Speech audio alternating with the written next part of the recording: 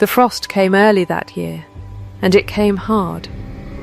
By the time the carriages began arriving at Larchmere House, the cobbles outside were white, and the breath of every groom and footman stood in the air like smoke. Inside, the smell was candle wax and hothouse lilies, and underneath it, the sharper smell of too many silk gowns crushed too close together. A fire roared in every hearth on the ground floor. Not one of them reached the third floor, where the nursery windows had frosted over from the inside. She was the kind of woman a ballroom never noticed, because a ballroom was never meant to notice her. Iris Colby was 22, thin through the wrists, with hands reddened from lye and cold water, and she had been hired for one night only, to mind the cloak-room, and mend a hem if a hem tore. She was not pretty in the way that got remembered. She was capable in the way that got forgotten, right up until the moment it was needed. She had buried her mother 2 winters past, and her sister the winter before that, and what she had left of family was a nephew in a parish orphanage and a single black dress that had been let out twice. What she had that no one had thought to ask about was this: she knew how to quiet a crying child. She had done it 100 nights running. For her sister's boy, for the foundling babies at the almshouse where she'd once scrubbed floors for her supper. It was not a skill anyone paid for. It was not a skill anyone had ever thanked her for either. Before the night was through, the whole grand house would stop dancing to listen to one voice, small and off-key, singing somewhere above the chandeliers, and it would be hers. Subscribe to the channel so you do not miss where this one goes. The ball itself was already loud by 9, the kind of loud that had a shape to it, violins under the murmur of 200 voices, the clink of glass, the scrape of dancing slippers on wax. Iris stood in the cloak-room off the main hall with an armful of fur-lined cloaks, and did not look up when the doors opened and closed, did not look up when a footman muttered that the Duke had not yet come down. She had heard the servants talking. The Duke of Larchmere had lost his wife to a fever 18 months back in this very house, and since then the boy upstairs had not slept easy a night in his life. Tonight was meant to be different.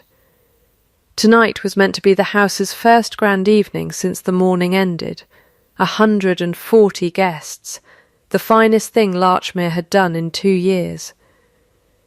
At 9:30 the crying started.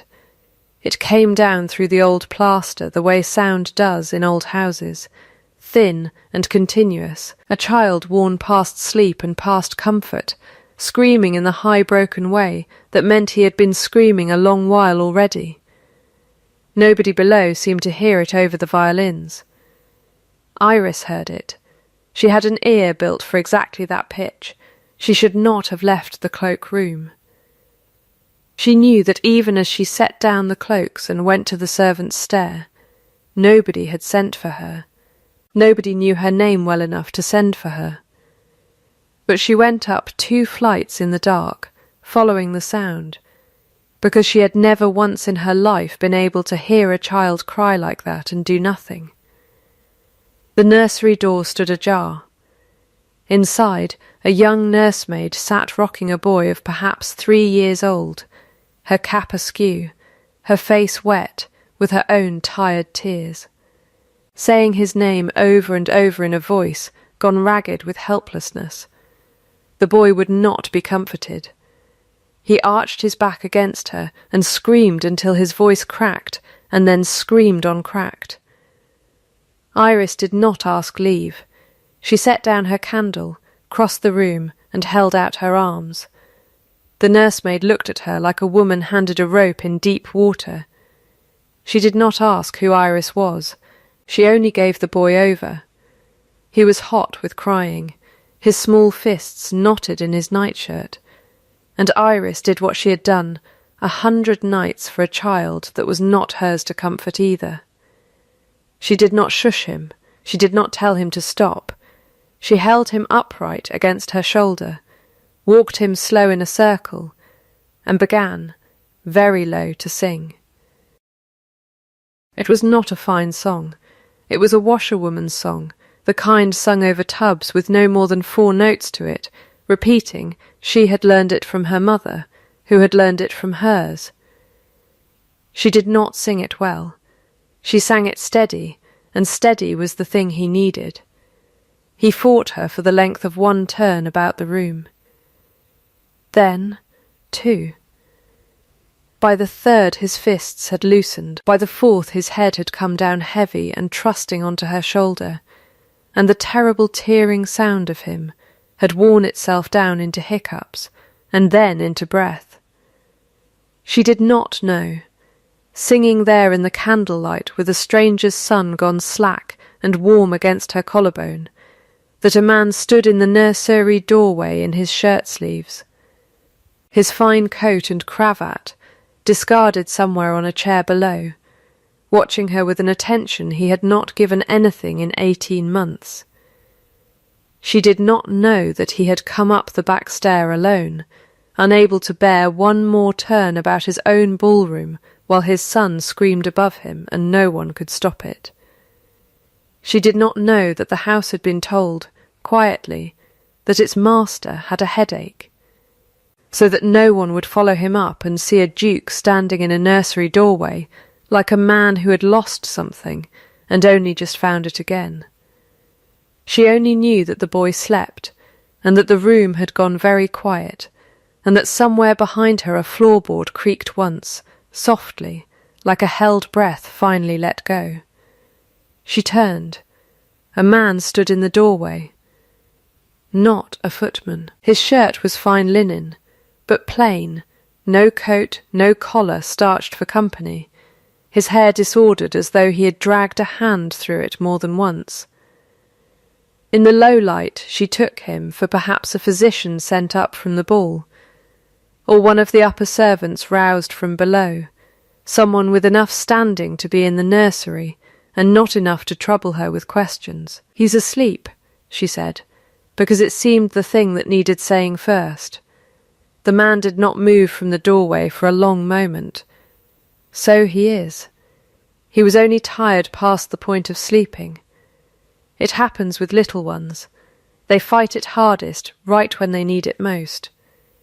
She shifted the boy's weight, careful, competent, the way she had shifted a dozen other children who were never hers to keep. "He'll want water when he wakes." "Not milk. Water sits easier. You've done this before, more times than I could count for you." She said it plainly, without pride in it, the way she might have said the sky was grey. She did not curtsy. She did not ask his name. In the dim room, with a child's weight warm on her shoulder, rank had simply not occurred to her. And that, though she could not have known it, was the entire reason the man in the doorway did not move, did not speak again, for the length of 3 long breaths, only watched her lay the boy down in his cot and tuck the blanket close, and stand back from him, without once glancing round to see if anyone of consequence had noted what she'd done. She did not know then that the man in the doorway was the Duke of Larchmere. She did not know that he had spent 18 months paying physicians and nurses and specialists sent for from as far as Edinburgh, and that not one of them had done in 4 minutes what a stranger in a borrowed apron had just done, with nothing but her own 2 arms and a song with 4 notes in it. She did not know that he would remember this exact picture, her back to him, unthanked and unwatched by her own reckoning, for a very long time afterward. She only knew the room was quiet, and that it was time to go back down to the cloakroom before anyone noticed she'd been gone. She left the candle burning low on the shelf, gathered her skirts, and slipped past him in the doorway with a small nod, the kind of nod a servant gives another servant, nothing more. He let her go without a word, It was, she would learn much later, the hardest silence he had kept in a year. Iris came back down the servants' stair with her heart still beating fast from the climb, and no one below had missed her at all. She took up her post in the cloak-room as if she had never left it, straightened a fox fur wrap that did not need straightening, and told herself the whole thing had been nothing. A crying child. A song. It would have been strange not to help. She did not think of the man in shirt-sleeves again that night, or told herself she did not. She had learned young not to hold on to things that were not hers to hold, and a duke's household, even a warm one, was full of doors that closed the moment you tried to lean on them. It was Mrs. Pruitt, the housekeeper, who found her an hour before the last carriages left. Mrs. Pruitt was a broad, brisk woman with a ring of keys at her waist and a face that gave away exactly as much as she wanted it to, and not one thing more. She looked Iris over the way a woman looks over a bolt of cloth she is deciding whether to buy. You went up to the nursery. It was not a question, so Iris did not treat it as one. Master Theo was crying fit to wake the dead. I couldn't sit below and do nothing. Nobody sent for you. No, ma'am. And yet the boy is asleep, and Nurse Dobbs is downstairs drinking tea with her hands shaking, telling anyone who'll listen that a stranger walked in and did in 4 minutes what she and 2 physicians couldn't manage in a fortnight. Mrs. Pruitt's mouth did something that was not quite a smile. His Grace wishes to know the name of the woman who calmed his son. Iris felt the colour go out of her face. I only sang to him, ma'am. Anyone might have done the same. Anyone did not. You did. Mrs. Pruitt studied her a moment longer. What's your name, girl? Iris Colby. And you're hired for tonight only, cloak-room, through the agency in town. Yes, ma'am. Mrs. Pruitt was quiet for a moment, turning something over that she did not share. Go home tonight, Colby. Someone will call on you within the week. Iris did not sleep that night for wondering what it meant, and told herself in the morning that it likely meant nothing at all, that great houses forgot their debts to servants faster than servants ever forgot their service. She went back to her small room above the chandler's shop and her mending work, and did not think herself owed anything, because she had asked for nothing, and a woman who asked for nothing learned not to expect it either.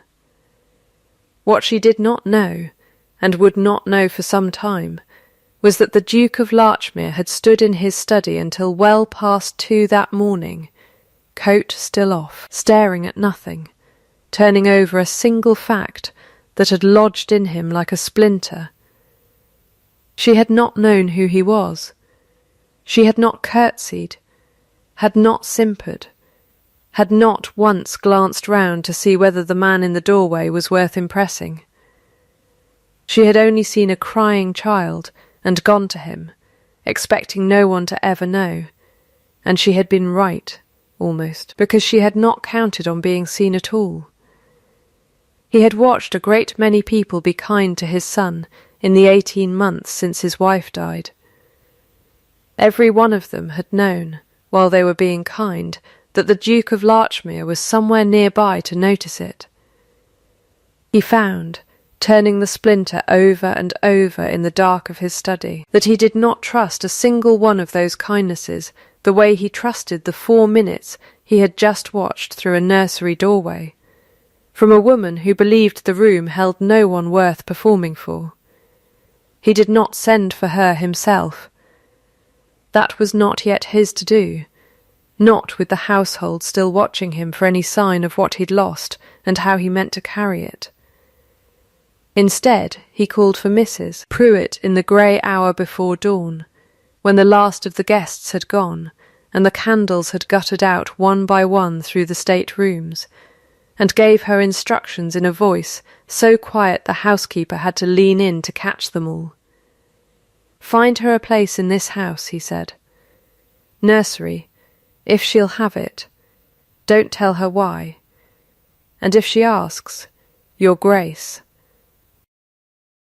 Then tell her Master Theo slept the whole night through for the first time in a year, and the house has decided it cannot spare her. He looked, for a moment, almost young. That much at least is true. Mrs. Pruitt did not ask the question that stood plainly behind his eyes. She had kept this house's secrets a long time, longer than most of its servants had been alive, and she understood without being told that the Duke did not want his son's new nursery maid to know that the man in the doorway last night, the one in shirt-sleeves with his hair undone, had been the Duke of Larchmere himself. It was a small deception, she told herself, walking back down the cold corridor with her candle guttering. A kindness, even. What harm could come of a man wanting, for once in his grieving life, to be looked at as only a man, before anyone had the chance to look at him as a title? She did not yet know how much would hang, months later, on exactly how that small deception unravelled. Iris came to Larchmere House the following week with a single trunk, and no expectations worth naming. Mrs. Pruitt met her at the servants' entrance, looked her over once more, and told her plainly that she was engaged as an under-nursery maid, wages paid quarterly, half-day free on Sundays, and that Master Theo's welfare was to be her whole concern, and nothing else. Why me? Iris asked, because she could not quite believe her own good fortune, and had learned to be suspicious of things that arrived without a reason attached. Because the boy slept for you, Mrs., Pruitt said, which was true, and left out everything else, which was also in its way a kind of truth withheld, rather than a lie told outright. Iris took the place gladly. She had not eaten a full meal 2 days running in a month, and a roof and a wage and a small quiet boy to look after was more than she had let herself hope for since her sister died. She did not ask who had recommended her beyond the vague word of the household. She did not think to ask whether the master of the house had taken any particular interest in the matter. Dukes, in her experience, did not concern themselves with which maid minded the nursery linen. The nursery itself was a warm room on the 3rd floor, low-beamed, smelling of beeswax and clean wool, with a rocking horse gone soft in the paint from years of small hands. Theo was shy of her the first 2 days, watching her from behind Nurse Dobbs's skirts with his mother's eyes. Or so the housemaids whispered, though none of them said it where Iris could ask further. By the 3rd day he had put his hand in hers without being asked, to lead her to see a bird's nest fallen from the eaves, and by the end of the 1st week he would not go down for his nap unless she sang the 4-note-washing song, badly, exactly as she had sung it that first crying night. She saw the Duke rarely, and always at a distance, across a courtyard or through a library door left ajar, a tall dark-coated figure the household spoke of in hushed, careful terms. She had never been formally presented to him. It was not her place to be. What servants below stairs called his Grace, up close and unguarded, was a mystery to her still, since the one time she had seen him unguarded, she had not known enough to recognise what she was looking at. He came to the nursery himself sometimes, in the evenings, after Theo's supper, dressed plainly as he had been that first night, coat left below, and she took him at first for perhaps an uncle, or the steward's son come to check the boy's lessons, someone with the run of the house and not the rank of it. He never corrected her. He watched her with Theo, the way a man studies a puzzle he has been given no full picture of, and asked her questions that had nothing to do with her place and everything to do with her. "You sing him the same song every night," he said once, standing by the cold hearth while she folded small linens. "He likes what's familiar. Children do, when they've had too much taken from them too fast." She did not look up from her folding. "It isn't a fine song. My mother sang it over the washtubs. I never thought to sing it anywhere finer. It seems to have done what physicians from Edinburgh could not. Physicians listen for what's wrong in a body. I only listened for what he wanted, which was someone steady and not clever. She caught herself and flushed, worried she'd spoken above her place to a man she took for a gentleman of the house, if not its master. "Forgive me, I don't mean to lecture. Don't apologise for being right," he said, and something in his face when he said it was almost. Though not quite. A smile.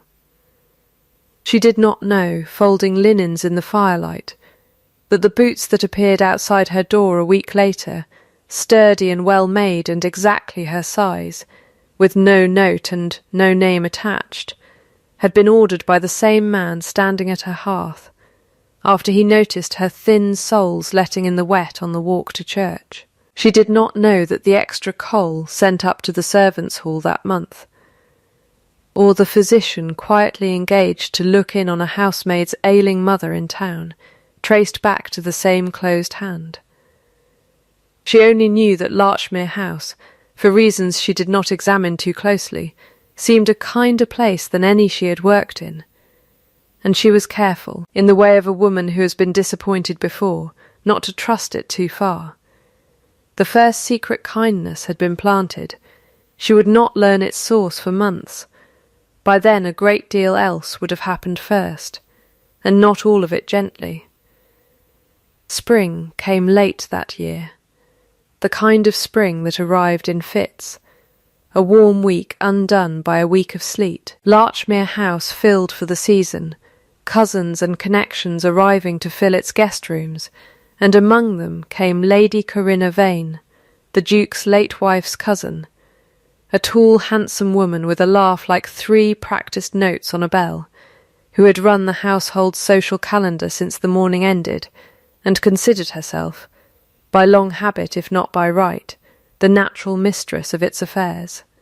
Lady Corinna noticed Iris the first afternoon, in the garden, kneeling in the grass to retrieve Theo's wooden horse from under a hedge, her hem soaked through, her hands green with grass stain. She noticed her again that evening, carrying the boy up to bed past the drawing-room where the family sat at cards, and made a point, in a voice pitched to carry, of asking who the ragged girl was that his Grace had let handle his heir. "The new nursery maid, my lady," someone answered. "How extraordinary," said Lady Corinna, in the tone of a woman remarking on weather. One would think, given who the boy's mother was, his Grace might have found someone a little more presentable to touch him. Iris heard it through the half-open door, Theo's head heavy and trusting on her shoulder, exactly as it had been that first crying night, and she did not stop walking, and she did not answer, and she did not let her face show one thing. It was midpoint of the season when the true blow landed. A garden party, 40 guests on the south lawn, croquet mallets and iced lemonade, and the Duke himself walking the grounds with his steward. When Theo, overtired and cross, threw himself down in the grass in the middle of the guests, and would not be lifted. Iris crossed the lawn without a thought for who was watching, and knelt to him, steady, unhurried, the way she always was, murmuring the boy back down out of his temper in under a minute while 40 guests looked on. Lady Corinna arrived at her shoulder before the boy had even quieted. "How dare you," she said, low enough for only the nearest guests to catch, which was, in its way, worse than shouting. Manhandling him in front of the whole county like some fishwife, dragging a child off the street. "Do you imagine your touch is fit for a duke's heir? Look at your hands, girl, look at what you are." Iris rose slowly, Theo's small fist still curled in her skirt, and did not raise her voice to match. "My hands are red because I've worked with them every day of my life, my lady. I've never been ashamed of that, and I don't intend to start now, in front of your guests or anywhere else. You forget yourself. I don't think I do. Iris looked at her steadily. I know exactly what I am. I wonder sometimes if you know what you are, underneath all that lace. A ripple went through the nearest guests, quickly hushed. Lady Corinna's face went white, and then a hard, furious red, and for a moment it seemed she might strike her there on the lawn in front of everyone. She did not. She turned instead and walked back toward the house, her skirts cracking behind her like a small, contained storm, and Iris was left standing in the grass with the Duke's son's hand in hers and 40 pairs of eyes she had not asked for. She did not cry. She had trained herself long ago not to cry where it showed, and she did not intend to break that training over Lady Corinna Vane. She only picked Theo up properly onto her hip and carried him back toward the house, her spine very straight, her steps very even, and if her hands shook a little on the stair, no one there to see it but the boy, who did not care in the least what her hands were made of, only that they were steady enough to hold him. The Duke had not seen the exchange on the lawn. He heard of it within the hour, from 3 separate servants who could not agree on the exact words, but agreed entirely on the shape of the thing. A guest of rank humiliating a maid in front of half the county for the crime of comforting his son. He said very little when he heard it. He only asked, in a voice gone flat and careful, whether Iris Colby was still in the house, and was told that she was in the nursery, as though nothing at all had happened, singing Theo down for his afternoon rest. He went up the back stair himself, the way he had that first crying night, and stood a long moment in the nursery doorway before she noticed him. "I heard what was said to you on the lawn," he said. Iris did not look up from the boy in her arms. "It's nothing I haven't heard before, in one form or another. That doesn't make it right that you heard it here." "No," she agreed. "It doesn't." She laid Theo down, drew the blanket over him, and turned to face the man she still believed was some cousin or steward's son with the run of the house. "May I ask you something plainly, since you've a habit of listening plainly to me?" "Always. Am I to be dismissed for it? For answering back to a lady of the house?" He was quiet a moment. "Not while I have any say in this house," he said, "which, as it happens, is a great deal of say."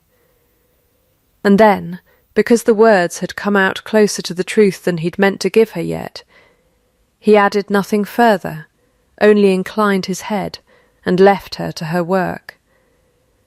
And Iris stood alone in the nursery a long while afterward, turning that odd, weighted answer over and over, and could not yet make sense of it. The days after the garden party settled into something Iris recognised as the particular cold of a house that has decided, quietly and without a single word spoken aloud, that you no longer belong in it. Lady Corinna did not raise her voice again. She did not need to. She simply began arranging small omissions.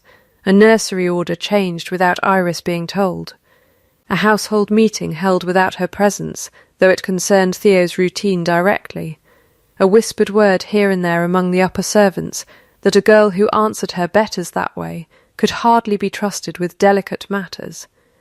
Iris bore it the way she bore most things, with her chin level and her hands steady, and told herself it would pass, the way weather passed. It did not pass. It sharpened. The blow, when it came dressed as concern. Lady Corinna called Iris to the small morning room a fortnight after the garden party, sat her down across a polished table exactly as one might seat a tradesman come to be paid off, and informed her in tones of great reluctance that the household had decided a change was needed in the nursery. "His Grace is often from home this time of year," Lady Corinna said. "Business in town, the estates in the north. It falls to me, in his absence, to see the house properly run, and I cannot in good conscience keep a girl in a position of such trust who has shown herself so free with her tongue toward her betters. You'll understand. Does His Grace know of this? Iris asked, very quietly. His Grace trusts my judgment in domestic matters entirely. It was not strictly an answer, and Iris was clear-eyed enough to notice the gap in it, but she was also tired and proud in the particular way of the poor, unwilling to beg for a place she had once believed she'd earned honestly. Then I'll go, she said. She did not go to Mrs. Pruitt to plead her case. She did not send word to the man she still knew only as a kindly cousin of the house, the one who visited the nursery in shirt-sleeves and asked her plain questions, and had once told her, in that strange weighted voice, that she would not be dismissed while he had any say. She told herself that whatever say he had, he was from home now, in the north on business, and a servant did not go running after gentlemen who owed her nothing. She packed her single trunk that same evening. Theo cried when he understood she meant to leave, cried the high-broken way he had cried that first ball night, and it was the hardest thing she had done in a long while to kneel and tell him, steady, that he would be well, that Nurse Dobbs would keep him warm, that the song would still work, even sung by someone else, though she did not fully believe that last part herself. I would have done it for anyone, she told Mrs. Pruitt at the servants' door the next morning, meaning the whole of her time in the house, the nursery, the boy, all of it, as though a plain accounting might make the leaving easier to carry. I never asked to be thanked for any of it. I only wanted to do right by him. Mrs. Pruitt's face, usually so carefully closed, showed something that might have been grief. I know it, Colby. Write to me when you're settled. Promise me that. Iris promised, because it cost nothing to promise, and walked out through the frost-hardened garden where she had first been humiliated on the lawn, past the hedge where she had once retrieved a wooden horse for a boy who was not hers to love, and had come, despite every rule she'd set herself, to love anyway. She took a room above a milliner's shop in town, with the last of her wages, and told herself, lying awake that first night, listening to strangers' footsteps on the stair below, that this was simply what happened to women like her. You were let in close enough to be useful, and then you were let go the moment your usefulness grew inconvenient to someone with more claim on the house than you. She did not know, could not have known, that the Duke of Larchmere had returned from the north 3 days after her dismissal, walked into a nursery gone silent and wrong, and demanded of Mrs. Pruitt in a voice none of the staff had ever heard him use, where Iris Colby had gone, and on whose authority. She did not know that Mrs. Pruitt, who had kept this house's secrets a long time, but had never once agreed to keep a cruelty, told him everything, plainly, without softening a word of it. She did not know any of that yet. She only knew the room above the milliner's was cold, and that she had left a boy behind who needed her, and that some part of her, some part she was ashamed of and could not quite silence, had hoped, without ever admitting the hope aloud, that the quiet man from the nursery doorway might have come looking for her before she had to go. The letter came 4 days later, delivered by a groom in Larchmere livery, who would not say who had sent him beyond that he'd been told to wait for an answer. It was from Mrs. Pruitt, brief and characteristically plain, asking Iris to call at the house the following afternoon, on a matter she would not commit to paper. Iris nearly did not go. Pride argued strongly against it, and pride had kept her fed a long time when nothing else would. But Theo's face rose up in her mind, and under the pride there was a plainer, more stubborn thing, which was that she had never in her life walked away from an unfinished piece of care, and some part of her still felt Theo unfinished. Mrs. Pruitt met her not in the servants' hall, but in her own small sitting room off the kitchens, warm with a fire and a kettle already singing, and sat her down with a directness that told Iris this was not a social call. "I owe you the truth of some things, Mrs., Pruitt said, and I've decided I'd rather you heard them from me than go on not knowing them at all." "Go on, then. You were not dismissed on his Grace's word. He was from home when it happened, and Lady Corinna made free with an authority that isn't rightly hers to make free with." Mrs. Pruitt folded her hands on the table. "He came back 3 days after you'd gone, and near took the roof off this house, asking why." Iris said nothing, waiting, her tea untouched. "There's more you don't know, Mrs., Pruitt went on. "Do you recall the boots left outside your door last winter, with no note? I never learned who sent them. His Grace ordered them. He noticed your soles were letting in the wet on the walk to church, and he could not bear it, and he would not let his name be put to it, because he said a kindness with a name attached stops being a kindness and starts being a debt." Mrs. Pruitt watched her face carefully. "The physician sent to your old landlady's sick daughter 2 streets from here, the one who never asked payment. His doing as well. The extra coal sent to the servants' hall each hard month, going back further than you've even been in this house, to families you've never met. He asked me every time, not to say who sent it." Iris sat very still. Why would he do such things and never once let it be known? Because he's spent his whole life being looked at as a title first, and a man never, Mrs. Pruitt said, gently now. "And I think, though he's never said it plain to me, that he wanted just once to know his goodness was worth something on its own, without a coronet standing behind it to buy the gratitude. That still doesn't tell me why he'd trouble himself so much over a nursery maid he barely knows." Mrs.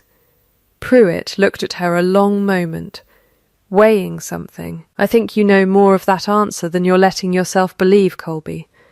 Think on the man who used to come to the nursery of an evening. Plain shirt, no coat. Asking you questions no gentleman of the house would trouble to ask a maid." She rose, gathering the empty cups.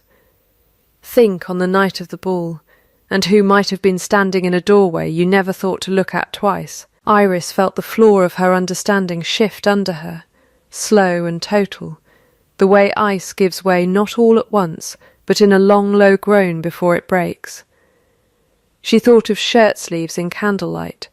She thought of a voice saying, "Not while I have any say in this house," which, as it happens, is a great deal of say. She thought of a man who had never once corrected her when she mistook him for less than he was, and had let her go on speaking to him plainly, freely, exactly as she would to no lord in England, because he had wanted, for once, to be spoken to that way. "He was there," she said slowly, "that first night. He was the one in the doorway." "He was," Mrs. Pruitt said, "and he has been watching you ever since, in the only way a man like him knows how to watch anyone, from a little distance, without ever once telling you the truth of who he was." Iris sat with that a long while in the warm kitchen, the fire popping once, low, and did not know whether what rose in her chest was anger at having been let believe a falsehood so long, or something else entirely, something closer to the ground, giving way beneath old certainties, and revealing, underneath, a kindness far larger than she had ever let herself hope for. "He wants to see you, Mrs. Pruitt said quietly. "Tonight, if you'll come. He said he'd wait as long as you needed, and not a moment less. Iris walked back to Larchmere House in the last grey light of the afternoon, with her heart going hard and slow by turns, rehearsing and unrehearsing what she meant to say, and arriving, in the end, with nothing prepared at all, because nothing she could have rehearsed would have been equal to a truth this large. Mrs. Pruitt showed her not to the grand receiving rooms, but to a small private study off the library, low-ceilinged and warm, a single lamp lit, the kind of room built for one man to sit alone in the evenings and not be found by anyone who mattered. The Duke of Larchmere stood when she entered. He had his coat on this time, correctly, formally, as though he had dressed with care for exactly this reckoning and knew it would not save him from it. "Thank you for coming," he said.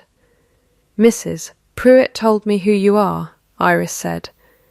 She did not sit, though he gestured toward a chair. "I think I'd rather hear the rest from you." He did not flinch from that. "Then you shall have it plain, since plain is the only way you've ever spoken to me, and I find I owe you the same in return." He set his hands behind his back, the way a man does when he means to hold himself steady through something difficult. "My name is Edmund Vane. I am the Duke of Larchmere. I was the man in the nursery doorway the night of the ball, and I let you believe otherwise for longer than I have any honest excuse for. Why? Because that night I watched a woman walk into a room believing no one of any consequence could see her, and do the kindest thing anyone has done for my son in 18 months, expecting nothing for it, not even to be known. I have spent my whole life surrounded by people who are kind to me because of what I am. I wanted, once, to know what a person was when they believed I was nothing at all. You showed me that, without ever meaning to show anyone anything." His voice, always so careful, roughened slightly. "I did not tell you afterward because I was afraid that if you knew you would become careful with me, the way everyone in my life has always been careful with me. I could not bear to lose the one honest thing I'd found in a year of losing everything else. You let me be dismissed from this house, believing you had no say in it, when you had every say. I was in the north. I did not know until I returned, and when I learned what had been done in my name, I put it right within the hour, and I have not slept easy a night since, wondering how to tell you the truth of it without losing you a second time." He held her gaze, steady, unflinching. "I wanted to see who you were when you did not know I was watching. That is the only test I have ever trusted, your grace and mine both included, because it is the only one no one can perform for." Iris stood a long moment saying nothing, feeling the whole shape of the last months rearrange itself around this one confession. The boots, the coal, the physician, the man in shirt-sleeves asking her plain questions in a nursery firelight, all of it folding into a single, undivided truth. "I do not know whether to be angry with you or not," she said finally. "You may be as angry as you like. I will not defend the deception, only the reason for it, and I will not ask you to forgive it tonight, or any night before you are ready." He drew a slow breath. "I want you to have your choice in this, freely, without my rank standing over it and pressing you toward an answer you don't yet feel. I will not ask you to stay. I will not ask you to come back to the nursery, or to me, out of gratitude, or pity, or because a duke has asked it, and a duke's asking feels difficult to refuse. Whatever you choose, Theo will be cared for, and you will never want for a place in this county again. That much I have already seen to. That much was never in question. And if I choose to walk out that door and never come back, then I will have lost the best thing that has happened to this house in 2 years, he said quietly, and I will have no one to blame for it but my own silence. But I would rather have your no, freely given, than your yes, because you believed you owed me one. I have had enough of people giving me what they believe I am owed. I would like, for once in my life, to be given only what is freely meant. The Duke stood very still while she took the whole of that in, and it struck her then, watching him hold himself so carefully upright, while offering her every possible door out of the room, that she had never once in all her life been handed a choice with nothing attached to it. Every kindness she had ever received had come with a debt folded quietly inside it. This one did not. "I'm not angry that you're a duke," she said slowly. "I think I'm angry that you let me go on not knowing something that mattered so much to how I understood every conversation we ever had. If we're to speak again plainly, the way we always have, I'll need your word it will stay plain. No more doorways. No more letting me believe less than the truth, because the truth felt safer to you. You have it," he said, "for as long as you'll let me keep giving it." "Then I should like some time," she said, "before I answer anything more than that." "Take all the time you need," he said, and did not move to stop her when she turned for the door, though something in his face, carefully held, cost him a great deal to keep still. She did not know then that he stood in that small warm study a long while after she'd gone, one hand pressed flat against the cold window-pane, watching the dark garden where a boy's wooden horse still lay lost somewhere under a hedge, and told himself, for the first time since his wife died, that he had done one honest thing in this house at last, whatever came of it. Iris took a week. She did not go far, only back to her room above the milliner's, where she sat many evenings turning the whole strange truth over in her hands like a coin she could not decide the worth of. She thought of Theo's small trusting weight against her shoulder that first crying night. She thought of a man in shirt-sleeves asking her plain questions and never once making her feel small for her poverty. Because he had not, in that room, been performing rank at her at all, only offering the one honest self he had left after 18 months of grief had stripped every other performance away. She thought too of Lady Corinna's laugh, 3 practised notes, and what it had cost her to stand steady on that lawn and not let it break her, and understood, turning it all over, that the Duke's silence and Lady Corinna's cruelty were not the same failing at all, one born of fear and grief and a wish to be loved plainly, the other born of nothing but contempt. She went back to Larchmere House on a grey soft morning at the end of that week, and asked for him directly, and was shown again to the small study, where he rose the moment she entered as though he had been sitting there, in some sense the whole week, waiting.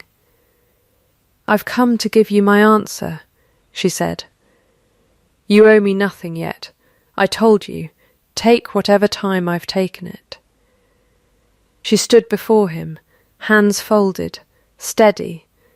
"I want to be spoken to plainly, always, whatever the cost of the truth in the moment. I want never to be lied to again, however kindly meant the lie, and I want to keep every piece of myself that I am, the parts that are plain, and the parts that are proud, and the parts that answer back to ladies on lawns when they've no business being answered back to.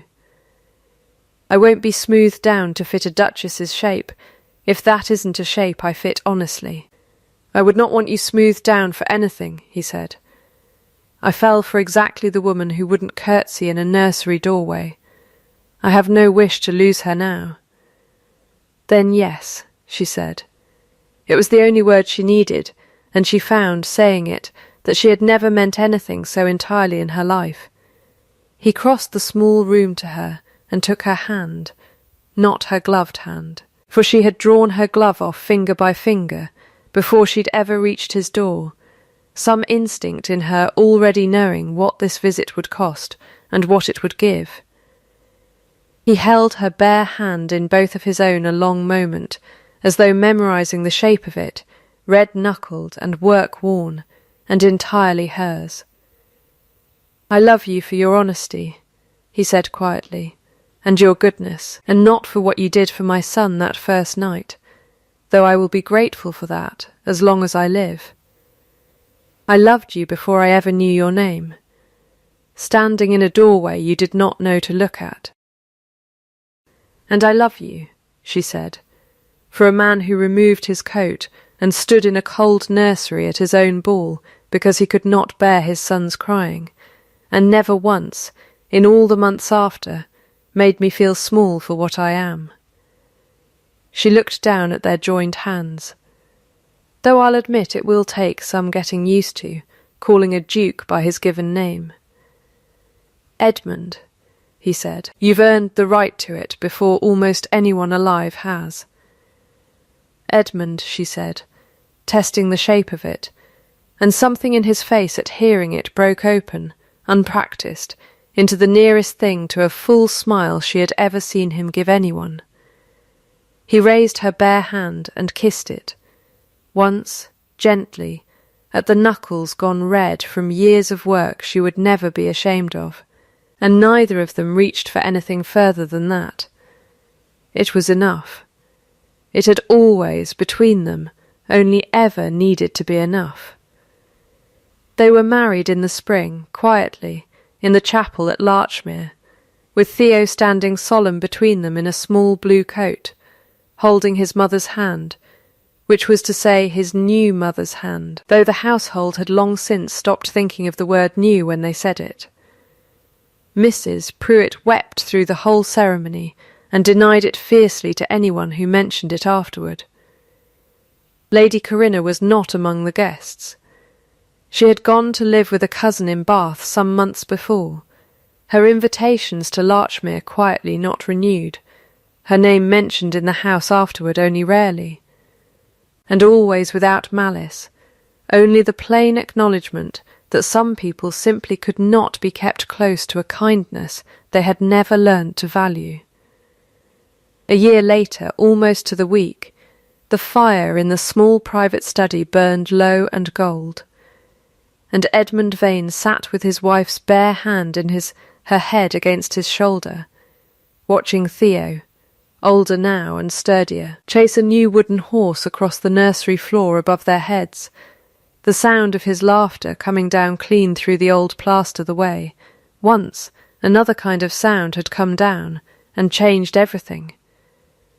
Every good soul in that house had, in the year since, found their accounts settled, one by one. Nurse Dobbs kept her place, and her pension both, and never once complained again of a duty passed to someone gentler with it. Mrs. Pruitt was given a cottage of her own for her retirement, whenever she chose to take it, though she showed no sign of choosing it soon. The families along the Milliners' Street still found coal at their doors each hard winter, no note attached, though most of them had long since guessed whose hand it came from, and loved him quietly for never once confirming it. Iris kept, in a drawer of her own writing desk, the first pair of boots he had ever sent her, worn through now at the sole, because she could not bring herself to throw away the first kindness of his she had ever received without knowing its giver. "Do you ever think of that first night," she asked him, by the fire, her hand still folded in his, and showing no sign of wanting to be let go? "Every day of my life," he said. A crying child, and a woman who thought no one of any consequence was watching. "And was there," she asked, smiling now, "anyone of consequence watching? Only a man learning, for the first time in years, what a person is worth when they believe they'll never be thanked for it?" He raised her hand and kissed her knuckles once more. The old habit now, the fire popping low behind them, Theo's laughter still drifting down warm through the floor above. I have never doubted it since. The clasped hands by the fire did not let go that night, nor on any of the nights that followed, and the house that had once rung with one child's inconsolable crying rang instead, year upon year after, with the sound of a boy's laughter and a washerwoman's four-note song, sung a little better now than it once was, though never quite well, because it had never needed to be sung well. It had only ever needed to be sung true. A kindness given where no one is watching costs the most, and is worth the most, for exactly that reason, and it is the only coin that never once loses its value in the counting. If this story warmed something in you, the kindness of a woman who asked for nothing, and the quiet man who could not stop watching her for it, then consider staying close by subscribing to the channel, so the next story finds you when it arrives. I would love to know what you think in the comments below. If you had been in that nursery doorway that first crying night, unseen and unrecognised, do you think you would have stepped forward the way Iris did, expecting nothing, wanting no one to know your name for it? Tell me honestly. And if you loved watching quiet goodness win out over cold cruelty tonight, there is another story very much like it waiting for you soon. Another house, another unwatched kindness, another heart changed by what it saw in the dark when it thought no one else was looking. Until then, take care of each other.